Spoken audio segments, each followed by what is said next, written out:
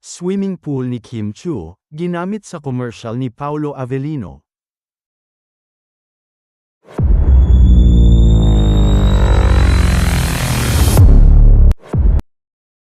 Umiral na naman ang page ang detective ng Kim Paulandia sa ginamit na location sa summer campaign ni Paolo Avellino para sa isang variant ng ine-endorso nitong fast food chain.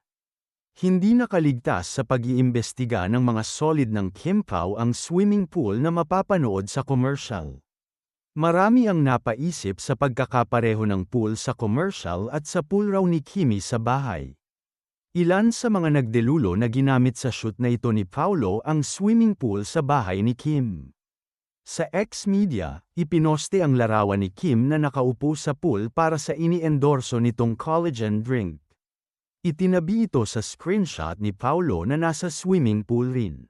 Bagamat, magkaiba ang itsura at duda rin ang iba. Ilan ang delusional na naniniwalang iisa raw o pareho ang swimming pool na ginamit sa kanya-kanyang commercial shoot ng Kim Pao.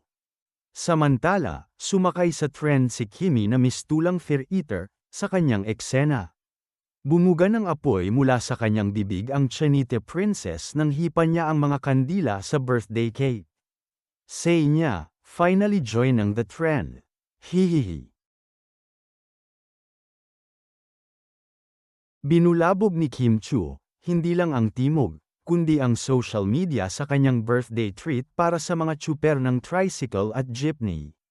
Matapos ngang mabalita ang paayuda ng Chinite princess sa isang gasolinahan sa Timog, kung saan pumila ang maraming driver ng pampublikong sasakyan para sa libreng gas, groceries at pagkain, kaliwat kanan na ang posting ng maraming Fanny o Kim Paulandia sa SOCMED sa panibagong kabayanihan ng aktres. Trending nga ang naging ganap ni Kim na may mga resibo ng pamimigay niya mismo ng goods mula sa isang delivery fan sa mga nakapilang driver. May photo op pa ito sa mga ito, at wagas ang kaligayahan niya habang kinakantahan ng mga tao sa paligid. Tila natupad nga ang ultimate birthday wish ni Kim na sinabi niya sa Everyday Noontime show niya sa Ignacia, ang happiness, dahil kitang-kita naman ang generic ng kasiyahan ng aktres. Reaksyon ng mga Fanny sa birthday paandar ng kanilang lodi. Heart of Gold. Bakit ako naiiyak? Iba talaga ang kabaitan ng puso ng nag-iisang Queen Chiu. Napakabuti ng puso mo at Prinsesa Chinite, di ka nakakalimot mag-sar. You really are so selfless. Kaya marami kaming nagmamahal sa'yo. Walang katulad ong puso mo, Kimi, na para ba ako maiiyak kahit wala naman akong ambag. Ngayon alam ko na kung bakit super generous ang mga fans mo, Kimi, especially ang Kim K Frings. Ilan sa mga Fanny ang nag-throwback ng mga pagtulong ni Kimi noong 2024. Sinundan ito noong 2025 ng mayanig ng lindol ang Cebu at Baguio, at ngayon naman pagas full tank sa mga jeepney at tricycle driver.